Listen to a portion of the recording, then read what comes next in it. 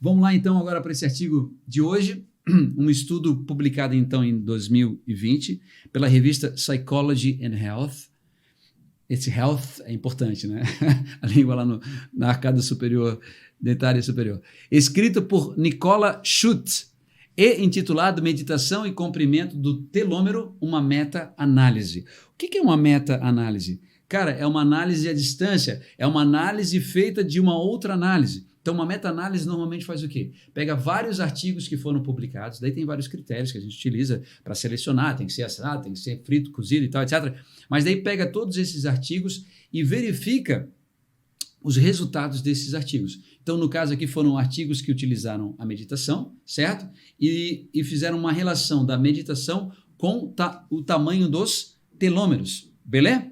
Contextualizando, o que vai dizer o autor? Ele vai dizer o seguinte...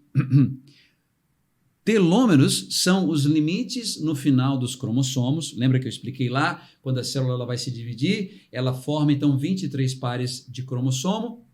Esses 23 pares eles serão divididos. Vai 23 cromossomos para um lado e 23 cromossomos para o outro lado, certo?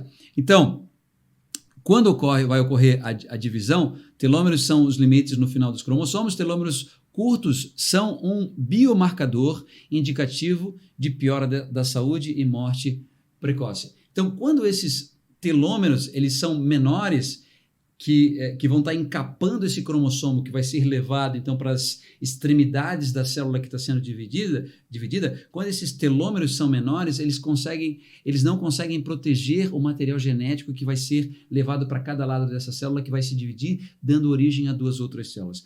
Como esse cromossomo não é tão bem protegido porque esse telômero ele tem menor tamanho, por assim dizer, essas duas outras células, elas vão ter uma qualidade de preservação do seu DNA comprometidas, tá ligado? Então, quanto menor o telômero, mais comprometido é o material genético que vai dar origem a essas duas outras células.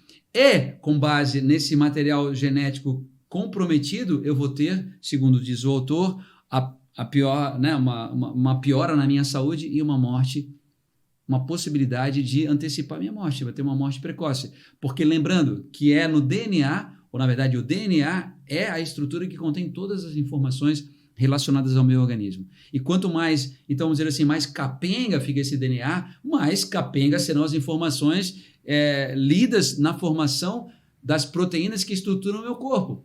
Então, essas proteínas vão ser umas proteínas meio levadas da breca, vão ser umas proteínas meio já que não tão funcionais, vão ser umas proteínas complicadas e tal. E isso vai gerando essa possibilidade de perda de saúde e também de envelhecimento precoce, o que possibilita, obviamente, também a morte, né?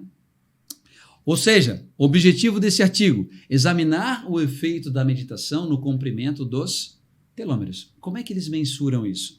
Cara, daí obviamente é uma coisa muito sensível, eles pegam amostras geralmente de sangue, por meio dessa amostra de sangue, às vezes até do fio de cabelo, eles conseguem mensurar o material genético e a presença dos telômeros e da telomerase. Eles fazem, então pegam amostras, né, biológicas, fazem a mensuração de quanto que tem de telomerase naquela amostra, naquela célula em específico, e depois isso é feito antes da intervenção, vamos supor que sejam 3 semanas, ou sei lá quantas semanas de meditação, eles fazem a mensuração da telomerase através do acesso a esse material genético antes da intervenção com a meditação e após o período de intervenção. Ou seja, depois, antes e o depois. E depois eles comparam a quantidade de telomerase. E daí eles podem deduzir, olha, aquelas 3 ou 4 semanas lá que você ficou praticando tal coisa, diminuiu ou aumentou a quantidade de telomerase. Em relação aos resultados já dessa meta-análise, ele vai dizer o seguinte, que foram então 11 estudos, né, 11 comparações de indivíduos que meditam com indivíduos no grupo controle. O que é o grupo controle? O grupo controle é aquele grupo que não faz nada, tá ligado? Por que eu tenho um grupo que não faz nada? Porque daí eu posso verificar se esse grupo que não fez nada, se tem uma diferença entre o grupo que não fez nada com aquele grupo que fez alguma coisa. Eu posso também comparar o indivíduo com ele mesmo, que a gente chama então intragrupo. E eu posso comparar esse indivíduo com outros indivíduos, que é o que a gente chama de intergrupos, certo? Então, nesses 11 estudos, havia, então, grupo controle, e esse grupo controle ele foi comparado com o grupo experimental. No grupo experimental foi feita a meditação. E ele vai dizer o seguinte, indivíduos que meditam, então esse já é o resultado final. Os indivíduos que meditaram, eles, após sendo comparados com o grupo controle que não fez nada, eles apresentaram um tamanho maior de telômero. Ou seja, o grupo que meditou tinha teve um telômero maior do que o grupo que não meditou. Daí a gente pode deduzir que a meditação ela possibilita o aumento do telômero.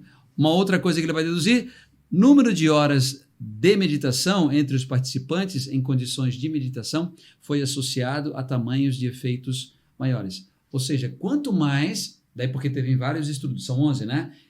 Quanto mais os indivíduos meditaram, por assim dizer, maior percebeu-se o tamanho do seu telômero. Ou seja, a meditação ela predispõe ao aumento dos telômeros pela presença da telomerase. E de que maneira a gente pode compreender isso? Porque quando o corpo está no modo regenerativo, ele propicia também um aumento da telomerase. Quando ele está no modo luta e fuga, não é que ele não dá importância a isso, mas ele prioriza outras coisas. Ele vai priorizar mais o modo de defesa, que não necessariamente tem a ver com regeneração, tá ligado? Ou procriação e tal. Por que eu vou procriar agora? Eu tô correndo de um leão, tá ligado? Possivelmente essa pessoa não vai ter desejo sexual nesse momento, tá ligado? Por quê? Porque o foco desse organismo não tá sobre a procriação ou sobre a regeneração. O foco nesse momento tá, velho, em levar sangue aqui, velho, ó, pra dar um soco no meio dos cornos, sei lá, do bicho que tá querendo me agredir, tá ligado? Mais ou menos assim. Então o nosso corpo ele vai se direcionar para aquilo que ele compreende que nesse momento é mais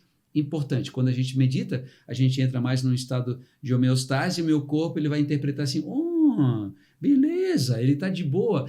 Então vamos produzir mais telomerase, porque daí a gente vai conseguir ter uma replicação do DNA com maior fidedignidade, blá, blá, blá, e a gente vai e tal, regenerar. Então, é mais ou menos assim, esse seria o raciocínio que determina que o meu corpo ele entre mais no modo preservação ou que ele entre mais no modo regenerativo. Como conclusão, o autor vai dizer o seguinte, que os resultados da meta-análise têm significado clínico potencial, pois sugerem que as intervenções baseadas na meditação podem aumentar o comprimento dos telômeros. Então, de fato, ele indica a utilização clínica à meditação porque ela propicia um aumento da telomerase e, consequentemente, a preservação do material genético no momento da divisão celular. E esse trabalho, ele foi, então, a identificação dos telômeros e tal, foi como consequência desse trabalho, a autora, que é Elizabeth Blackburn, recebeu o Prêmio Nobel de Medicina, tá certo? Então, é ciência, hard science, você para receber um Prêmio Nobel de Medicina, você tem que realmente trazer uma evidência muito grande sobre aquilo que você está demonstrando.